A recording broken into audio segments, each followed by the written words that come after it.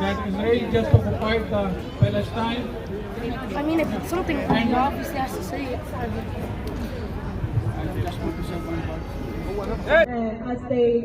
As their batteries die and their internet is going to be cut off today, and they have no power and they have no electricity. There's a woman, Maha Husseini, she's a journalist for Middle East Eye. She no longer can use the internet, and she's given her account to her friend and she texts her updates.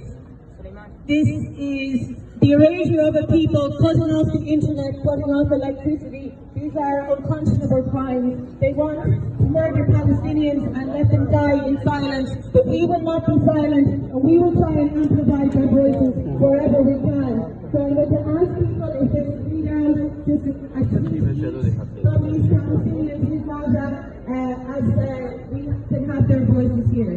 Same time,